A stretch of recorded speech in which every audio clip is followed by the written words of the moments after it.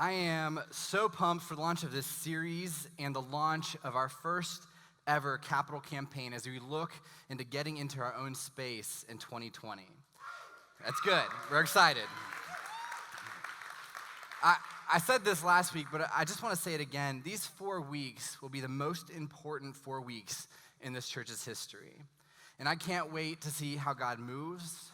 I can't wait to see how you grow. And I can't wait to see Frederick change forever. Now, this series is titled The Frederick That God Sees because our hope is that we don't just look at Frederick as a city. We don't just think of Frederick as the place we work, as the place we live, as a suburb of DC and Baltimore, but as a place that God loves, a place of grace, a place of hope, a place of restoration and redemption and resiliency, ultimately heaven on earth, because that is the Frederick that God sees. Now, to kick off this series, we're actually going to start by caring for food insecure families in our city. And so this is really important. As you leave today, as you walk out, you will be handed a reusable grocery bag that has a shopping list in it. And what we want you to do is we want you to take that bag home and bring it back next Sunday. From there, we're going to be putting together Thanksgiving meals to benefit families at West Frederick Middle School and through the Frederick Rescue Mission. Some really cool news about this is every year we put these things together, and every year we try to get some grocery stores to help us out. But this year, the Wise Market on Jefferson is actually donating $500 worth of turkeys so we can feed food insecure families.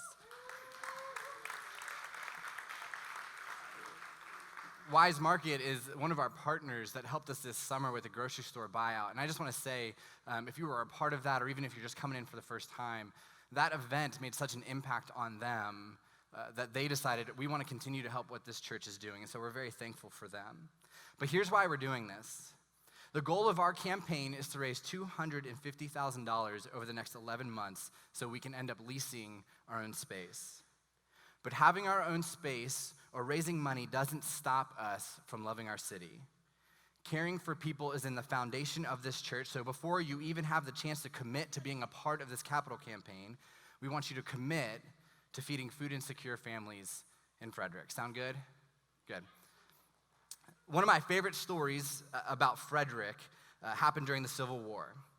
Did you know that during the Civil War, Frederick was known as a city of healing? On September 14th, 1862, the Battle of South Mountain took place 13 miles away from where we are today. As a result of that battle, over 5,000 people were killed, wounded, or reported missing. As the city's hospitals began to treat the wounded, the Battle of Antietam took place and was the bloodiest one-day battle in American military history. Just over 20 miles away, 23,000 soldiers were killed, wounded, or reported missing. With so many wounded soldiers coming to Frederick, they had to set up other hospitals to take care of people. In fact, all told, there were 27 hospital sites and another 19 private homes that cared for people. The Hessian Barracks served as the main hospital. There were 2 giant tents where they took care of wounded people for over 6 months. But here's the most amazing part about this story. Union and Confederate soldiers were treated with equal respect at the hospitals and private homes. It didn't matter what side you fought for. If you were wounded, you were cared for.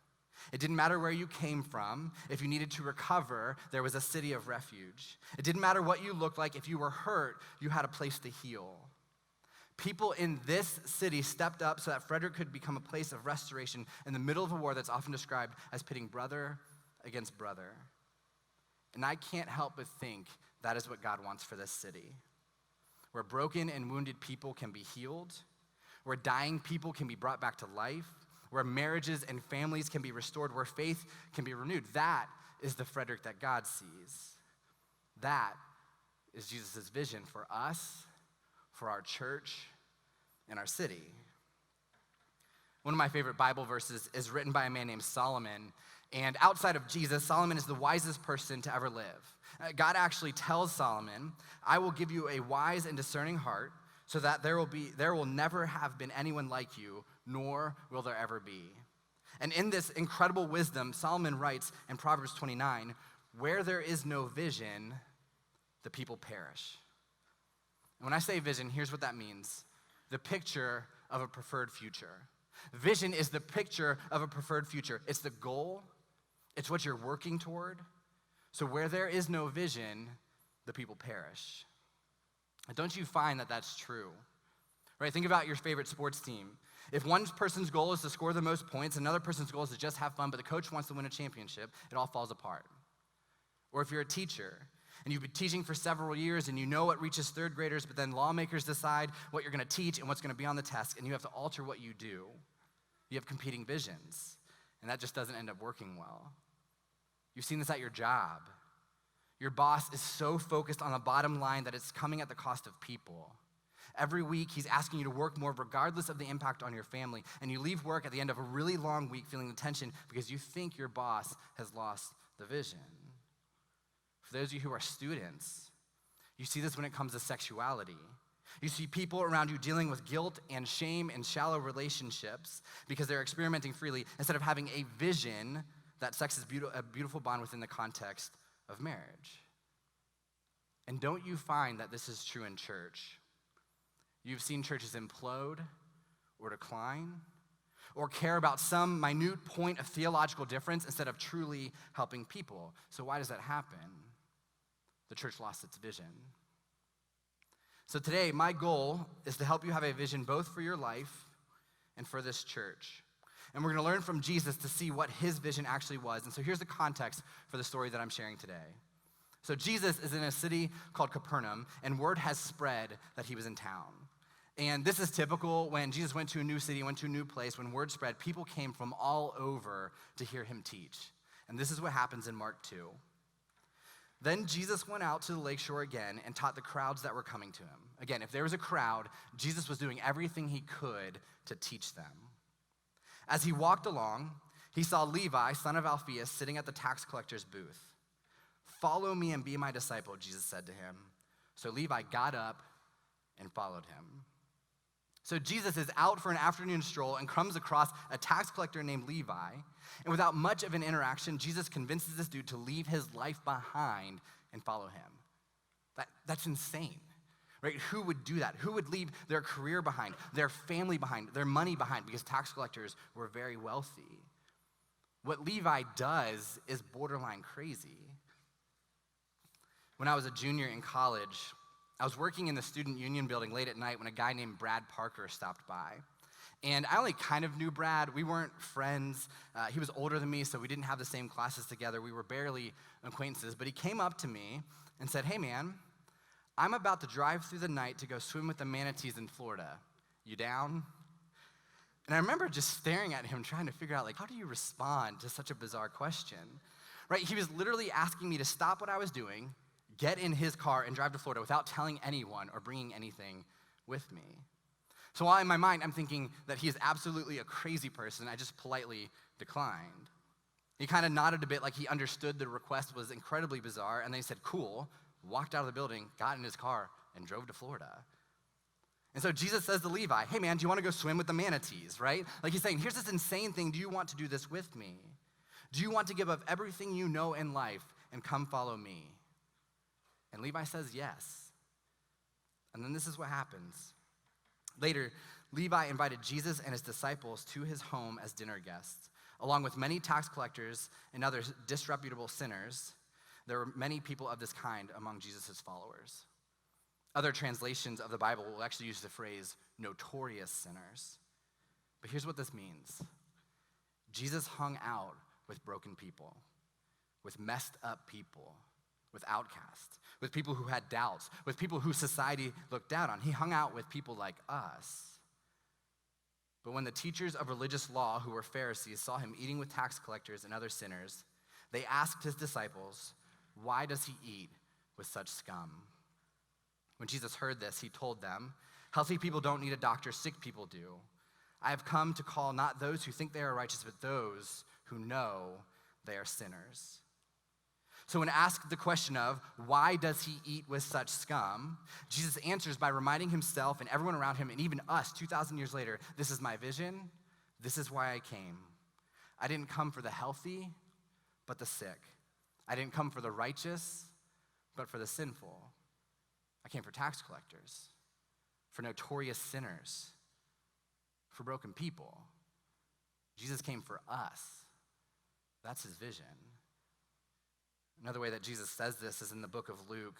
Luke 19:10, Jesus says, "For the Son of Man came to seek and save those who are lost." And if we don't continually remind ourselves of this vision, we will lose sight of it. This church will lose sight of it. And then what happens? I want to read to you the vision statement of a well-known university from when they first started. It said this: "Our vision is to be plainly instructed and consider well that the main end of your life and studies is to know God and Jesus Christ. That is why this university was started in 1636. They employed only Christians as professors. They focused more on character development than they did academics. In fact, every diploma read Truth for Christ and the Church." But it wasn't a seminary. It wasn't a Bible college. It wasn't a school that you would think of as religious. It was Harvard, as in Harvard. Today, Harvard is known for great academics, but you don't know them for their Christian beliefs or their Christian leaders. In fact, at the 350th anniversary, Harvard invited former Johns Hopkins president Stephen Mueller, and he said, "The bad news is that the university has become godless." You see, the founders of Harvard were unmistakably clear in their original vision: academic excellence and Christian formation, but they got away from their vision. You wouldn't even be able to know that now. The most important vision for the church is to seek and save the lost. The most important vision for people who say that they follow Jesus is to seek and save the lost. In life, it's important to have vision for everything that you have. Right? If you're not a follower of Jesus, or you're here for the first time and you're wondering, what do I take home? Everything in your life should have some sort of vision, some sort of preferred goal, some sort of destination that you would like to get to. It's important to have a vision for your finances, for how you teach, for how you play sports, for your parenting, for your marriage. Those are all very important. But the most important vision is to seek and save those who are lost. And we know this is true because Jesus said it was. Jesus said that he came for the sick, that he came for the broken, that he came for people who are far from God, that he came to seek and save those who are lost. Now think about this. Jesus is God. He could have come to earth for any reason that he wanted to. He could have given himself any vision that he wanted, anything that sounded good or looked good. But he doesn't say that the Son of Man came to do miracles. He doesn't say that the Son of Man came to teach. He doesn't say that the Son of Man came to be a good moral teacher. He doesn't say that the Son of Man came to inspire us. Very simply, Jesus says, "I came to seek and save the lost," period. It's that simple. The bottom line is that you are lost. We are lost. We have rebelled against God throughout our lives. We have tried to do our things our own way instead of God's. And if we're being honest, we would say that's brought death to many things in our life. Death in our relationships, death in our self-worth, death in our marriages, death in our faith. But Jesus promises he brings life. He died on the cross to set you free, and he rose from the grave to prove that you can trust him. And I know oftentimes we don't feel lost. In fact, you might be arguing with me in your head right now thinking, I'm not lost. Okay, that's fine. But keep in mind, another way that you can translate what Jesus is saying here is that the Son of Man came to seek and save that which was dead. Is there a part of you that's dead? Is there something in you that hasn't been alive for a long time? Because Jesus says he wants to bring life to that. So let me say this. We believe the church is a place that if you're lost, if you are struggling, if you are wounded, if you are tired, if you're worn out, if you are dead, that you can come and find life through Jesus. It's what we've seen over and over and over again in this church. That's why we're looking for our own space. That is what this Frederick, that God Sees series is all about. Jesus came to seek and save those who are lost, and we want to keep joining him on this mission. Now let me clarify some things and bring you up to speed about this campaign. The Frederick That God Sees is a campaign to raise money for Collective to move into our own 24/7 space. In order to do this, we need to raise $250,000 above and beyond our normal giving. So in this 4-week series, it will culminate on November 17th with you filling out a card of what you would like to commit above your normal giving toward the goal. I'm personally meeting with every collective over the next few weeks to answer any questions that you have. So if you're not in a collective yet and you're wondering when's a good time to join now, and you can yell questions at me all you want in a few weeks. But we are challenging people that call collective their church home, that's really important, to give creatively, regularly, and boldly. Now, let me explain these. Creatively, we've seen in campaigns like this that there are people who aren't in a place to give financially, but they have an extra car or a stock or something else that can be liquidated and given to a campaign. Now, this is the most non-traditional option, and it kind of sounds crazy, but we have friends who have done this before, and just a few years ago, someone's like, hey, I have a boat. Do you want a boat? And he's like, I'll take a boat and sell a boat, I guess. And so he did that as part of this campaign that they were doing. Now, regularly, what we're doing is we're challenging everyone who calls Collective their church home to make a commitment above their normal giving for 11 months. By the way, if you are a first-time guest today, we're glad you're here. You can just ignore all of this, okay? We don't ask for $250,000 every week, I promise, but here's my challenge to you. If you come back through this series, you're gonna learn a lot about this church. You're gonna see what God's doing in this church, and hopefully that challenges you to be a part of what's going on here. The third way to be a part of this campaign is to give boldly. Here's what we mean. On Commitment Weekend, November 17th, we're challenging every single person who calls Collective their church home to give the biggest check or biggest online gift they've ever given. And the reason we're doing all of this is because of vision, because of Jesus' vision, because we believe that it doesn't matter why you were lost or why you are dead, this is the place where life is available. But here's the thing. Everything I've said in this message up to this point, every church says, or at least every church should say it. But there are two errors that Christians fall into when it comes to lost and broken people. And I want to explain one with a reality TV show, don't judge me, and the other one with words from a pastor I heard speak a few years ago. Now, I've said it before, I'm a pretty big fan of reality TV, cooking shows, all types of things. I went through my phases of Real World Road Rules Challenge. Anybody else watch that for a very long time? It's trash television, but there's something about competition I love. Survivor, until it got onto season 50, I stopped watching that. The Amazing Race, I watched that for a really long time. My wife and I went through seasons of binge watching Tiny House Hunters, House Hunters International, House Hunters, Tear It Down, Build a New One, all of those ones that they put out. And there was one show that was on for a few seasons that's actually canceled now that I never watched, but I ended up hearing a lot about. It was a show called Extreme Makeover. It was a show where they found someone, and what they would do is they'd actually give that person a dozen or so plastic surgeries, give them new makeup, a new wardrobe, and transform them into someone that they considered beautiful. It's a terrible show. But there was one participant named Delise Williams who ended up suing Extreme Makeover because things didn't go the way she expected them to. And here's what happened. She'd gone through all the preliminary work, she'd gone through all the scans, gone through all the interviews, all of those things.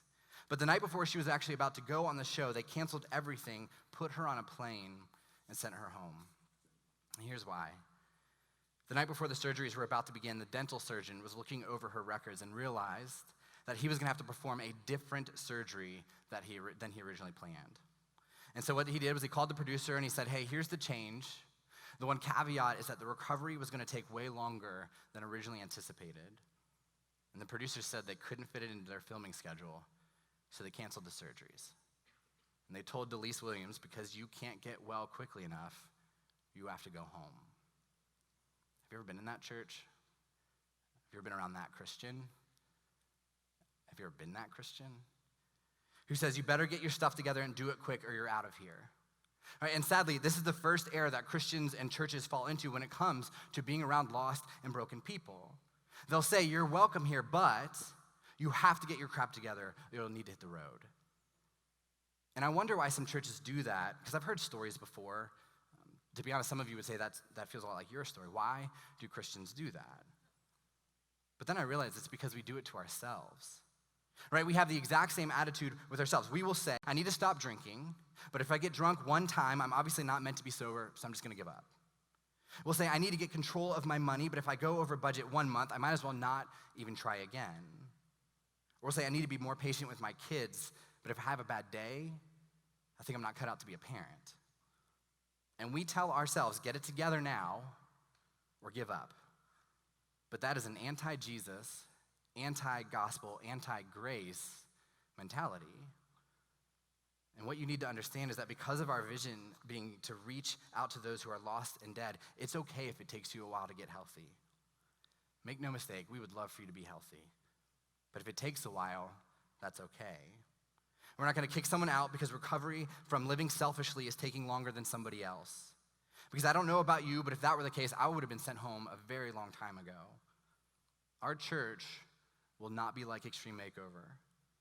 We will be a place where people can belong, where the wounded are cared for, where the broken can find refuge, where the hurt have a place to be healed, and every soul finds rest in the promises of God. And here's the second error that Christians and churches fall into when it comes to lost and broken people. A few years ago, I was at a conference, and there's a pastor speaking named Jim Bergen, and what he said that day actually just completely changed my life, and I've referenced some of the stories in my past sermons. But he asked this question to 5,000 church planners that really messed with me. But he asked, in your church, how lost is too lost? How lost is too lost? If Jesus came to seek and save the lost in your church, how lost is too lost? Now, let's say lost is on a scale of 1 to 10. There is no scale. This is all hypothetical. And 1 is that you're a good moral person and you are growing in your faith in Jesus and you're about to get baptized. And 10 is the worst person you could ever imagine. It's someone who takes advantage of other people, does illegal things, manipulates people in situations and finances. How lost is too lost? 6? 7? The error that most Christians and churches make is that they draw a line in the sand and say, you can be this broken, but no more. But we will not be those Christians, and we will not be that church. So it doesn't matter how many times you've messed up. It doesn't matter how many times you've fallen. It doesn't matter how many times you've let people down who have genuinely poured into you and said, I want to help you, but you just turned your back on them and walked away. We are a place where you can stay and get well. You are not lost here. So here's what I've come to believe. If we create a community where it's okay to be broken, where you can't be too lost, we need a lot more seats than what go into this gym. We're gonna need a lot more parking. We're gonna need a lot more space for kids.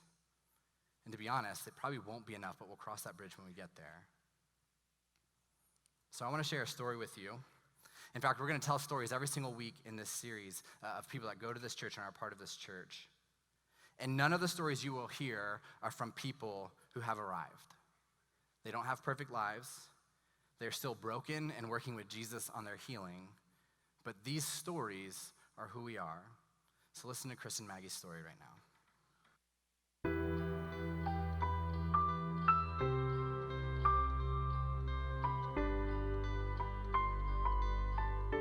I've been friends with the Bartletts since college. We were living in Florida at the time, and Michael was visiting. He was actually in town for a church planners conference, because that's a thing that happens.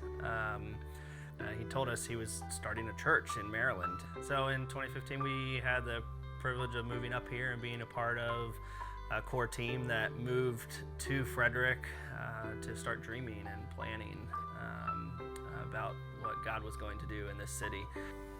We named Collective at our dining room table. It was pretty cool. The first part of our marriage, we were spending a lot of time taking care of other people, and we were really invested in ministry, and we kind of just let being involved with other things take precedent. And they were all really good things. We were leading a youth group and taking trips to Haiti and, doing things that we thought God was calling us to do. And then by the time we moved here to Frederick, we'd been through a lot. We had lost Sammy, and I think we had kind of just come to this place where we had created like this status quo of going through every day and doing really good things and pouring into other people, but we weren't taking time to really take care of ourselves. Collective had officially launched, and we were part of the team, and things were going, on the surface, going really well. But then it came out that I had been unfaithful in our marriage. And when that came out, I tried to do everything I could to fix it. Ultimately made things worse. In November of 2017, we separated, and I moved out of the house and had to get a new job. Things kind of had completely fallen apart. There were days I would wake up in the morning and I'd look at myself and I wouldn't be with my wife, I wouldn't be with my son, wouldn't be with my family, and think of the man that I wanted to be and the man that I was. It's like, who is this guy? I ultimately got to a place where I had to recognize that I had a lot of personal work to do if I wanted to try to earn a spot back with my family. I had to dig really deeply into my faith because I knew that Jesus was the only person that wasn't going to let me down, but it was really hard because emotionally I was on this roller coaster of not knowing where we would be or end up. But I had to firmly root myself in knowing that God is faithful and He is constant and He is who He promises to be. And that was something that was really crucial for me. I don't think I've ever been stronger in my faith before than when all of this took place, because I had to dive all in, because otherwise I think I would have just really been lost. After months of therapy, I got in and was still trying to just put Band-Aids on rather than opening myself up fully to healing and recovery and what God could do if I allowed Him to actually truly transform my life completely. Our marriage was honestly, it was just put on hold for a while, which breaks my heart because we have a little boy, and so to not be around as his father for so long was really hard and really challenging for me. But I had motivation because I wanted my family back. I wanted my wife back. I wanted to be around my son every day. I mean, this has been a really long journey. It's not over, and there have been different places where Collective has played different roles for us individually, and then also when we made the decision that we were going to fight for our marriage. There were people who were there for me on the really bad days, when I needed somebody to pick me up and I needed somebody to make me laugh or remind me that there are still good things going on. And then there were some times I just needed somebody to be in the trenches with me, and that's where I'm really glad for the relationships that had been long-standing. But while I wouldn't consider those relationships to have been shallow in the past, they certainly weren't as deep as they could have been because of things that we just weren't willing to open up to, because they were points of either shame or extreme vulnerability that you don't know. You just don't know until you're there whether people are gonna stand by you or not. Early on, it was a lot of supporting Jude and I and helping take care of us, and but honestly, it was a lot of really hard conversations with really good friends that I never envisioned having ever. We thought we were coming to Frederick to help plant a church and lead people. We had no idea that God was bringing us to Frederick to heal our marriage.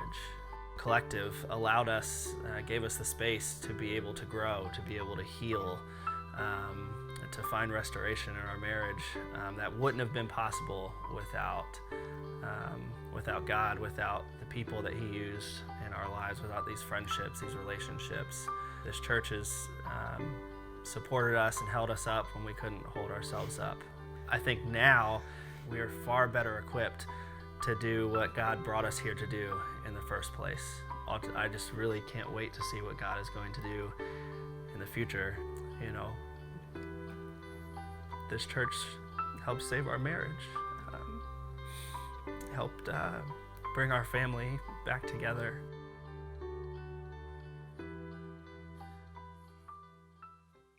When we were dreaming about starting this church, I remember sitting in Chris and Maggie's apartment and praying to God that we could start a church for broken people. In fact, we prayed for the opportunity to help heal marriages, and we just never thought it would be theirs. But we prayed for this. We prayed that Collective would be a church where broken marriages get healed. We prayed that Collective would be a church where addictions are broken. We prayed that Collective would be a church where people at rock bottom find hope. We prayed that Collective would be a church where faith is restored and new life is found. We prayed for this, and God said okay. And on a scale of 1 to 10, I think Collective is probably an 11. We are lost, We are messy. We are broken. But Jesus is restoring the dead things in our lives. And I'm just going to be honest with you, but $250,000 to see more lives impacted in that way seems like a no-brainer to me.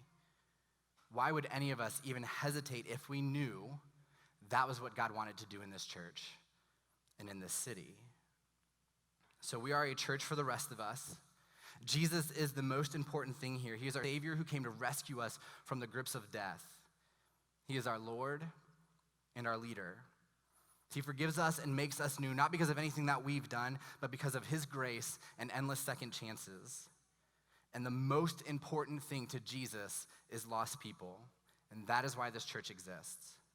And we will do everything we can as a community to seek and save lost people. It doesn't matter what brokenness you have in your life. It doesn't matter how long it takes you to get healthy. It doesn't matter how lost you are. Jesus promises that he can give you new life. And Jesus wants you to come home. Jesus wants you to put your faith in him so he can turn your life upside down. And because we are sold out to Jesus' vision for his church, we will be a church where lost people can be found. Let's pray.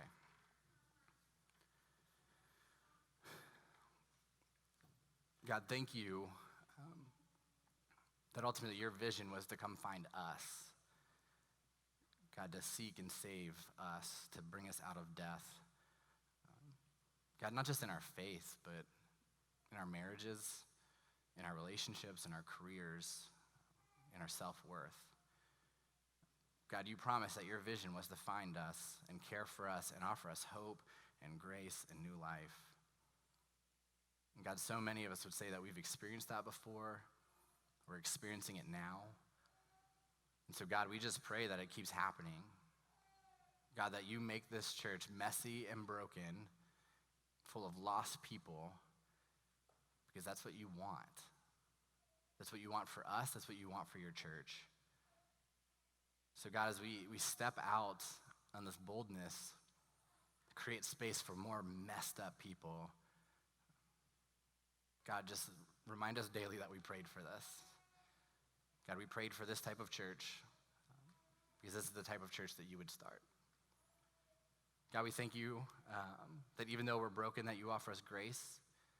God, you offer us second chances. God, you offer marriages second chances and relationships second chances and faith in you second chances. God, ultimately, thank you for what you're doing in the lives of people in this city.